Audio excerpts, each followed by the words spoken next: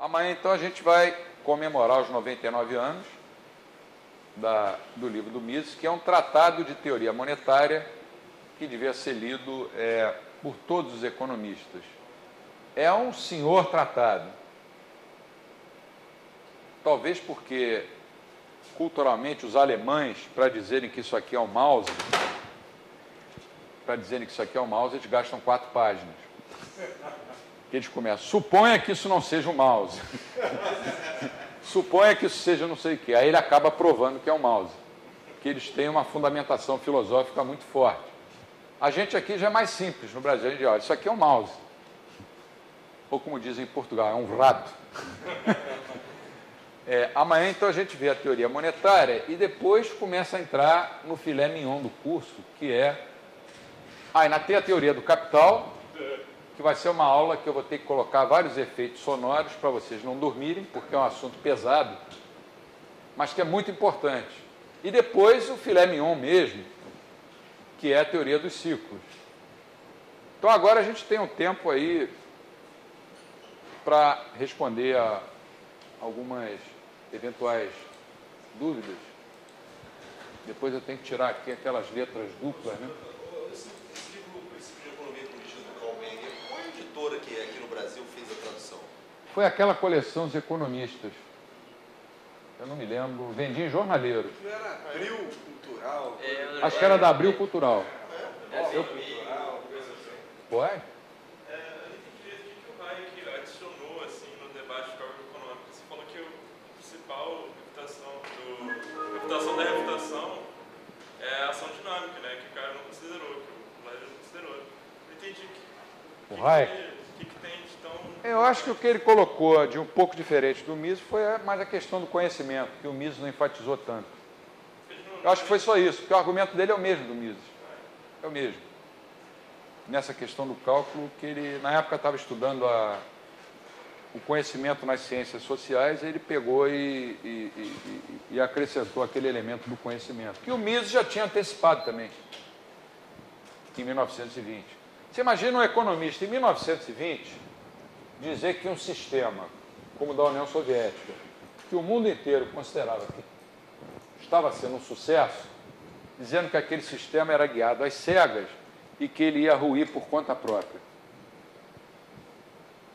Tem que ser muito bom para falar isso, né? 60, 70 anos e o negócio ruim de 69. Quer dizer, 69. Muitas pessoas achavam que ia ruir por causa da guerra nuclear, ou um ou outro na Guerra Fria, ou um ia acabar com o outro. Caiu assim como um castelo de cartas. Caiu e não houve reação, foi uma coisa... Aí, 2 anos depois, se desmembrou a União Soviética, e hoje você tem vários países ali, alguns seguiram uma linha mais liberal, e estão se dando bem, como a República Tcheca, outros continuam meio fechados, eles ficaram meio perdidos. A abertura da República Tcheca, ela foi responsável pelas ações de Václav Klaus? Ele foi o principal mentor, né, da abertura. Depois, segundo me disse o presidente do Instituto Mises da Tchecoslováquia, lá em Viena, ele se afastou um pouco, está até afastado da política, mas ele teve o mérito de fazer uma reforma curricular no governo dele, em que ele introduziu a escola austríaca em todos os currículos. Então, o Instituto Mises da Tchecoslováquia é um dos que mais cresce no mundo. É uma pena que está tudo escrito naquela língua, né? Não dá para entender. De vez em quando você entende, isso aqui eu acho que é Mises. Uma vez eu dei uma entrevista para um jornal da antiga União Soviética, o cara queria saber o que era investimento privado. O jornal tinha 2 lá, o Pravda e o Izvestia, era para o Izvestia, eram os 2 jornais lá. Eu levei, sinceramente, 45 minutos para o cara conseguir entender o que era o conceito de investimento privado. Porque na cabeça dele, ele não sabia o que era isso. E ele dizia que era simpático ao capitalismo, imagina. Aí saiu o jornal, pedi quando saísse na Rússia, na época era por fax. Ele mandou o fax para mim no jornal em russo. Eu olhei aquele negócio e falei, será que eu estou aqui nesse meio? E aí tinha um americano que trabalhava conosco lá, que estudava a Rússia, e falou, está aqui o teu nome, o Biratan Iori. Em russo, né? Em que época foi isso? Isso foi... Ainda existia a União Soviética. Foi uma das primeiras entrevistas que eu dei, ainda titubeando. Como é que eram, quais eram as informações que rolavam aí na nossa mídia histriônica quando da queda da União Soviética? Como é que eram as informações que pululavam ali na mídia? Como é que as pessoas abordavam na época? Eu tenho essa curiosidade até hoje. Uma boa pergunta. Deixa eu ver se eu tento me lembrar. Dado a nossa mídia, do Muro de Berlim. muitas vezes extravagante. Eu só consigo me lembrar Pelo Bial festejando. Eu me lembro das imagens do Muro de Berlim sendo derrubado e aquilo em todos os jornais festejando. A época era um pouco diferente, era mais favorável ao liberalismo, porque na Inglaterra estava Margaret Thatcher, nos Estados Unidos Ronald Reagan. Então não houve assim vamos dizer, não houve um choro, nem um ranger de dentes. O Gorbachev ajudou bastante. Aliás, o Gorbachev visitou a UERJ, quando ainda era primeiro-ministro, e dizem que quando ele entrou na UERJ, viu a quantidade de automóveis novos, estacionados, ele perguntou se isso aqui era uma universidade ou um estacionamento público. Eu não me lembro. Na época, né, você lembra que um ano depois o Collor foi eleito com um discurso completamente liberal, embora a prática dele tenha sido no dia seguinte de confiscar a poupança, mas ele adotou várias medidas liberais, sem dúvida. Havia uma simpatia maior. Depois houve uma recaída por parte da mídia, e o que você vê hoje são sempre notícias plantadas de maneira a acreditar que o socialismo ainda é uma solução.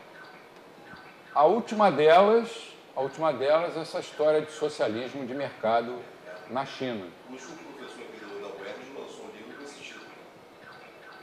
Da UERJ, né? Foi da UERJ. Eu recebi um convite de lançamento. Se eu fosse você, eu iria. Depois... Eu sou crítica na internet. Porra, eu como liberal não, não esse tempo. Depois pegaria o livro e, sei lá. Usa ele quando você for fazer musculação, para fazer agachamento, pisar em cima dele. Porque socialismo de mercado é um círculo quadrado, né?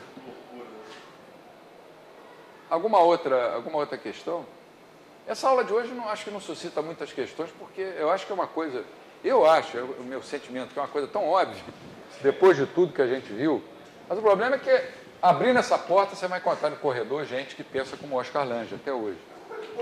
Tudo bem, aquela coisa de respeito entre os economistas, os colegas, aquela coisa toda.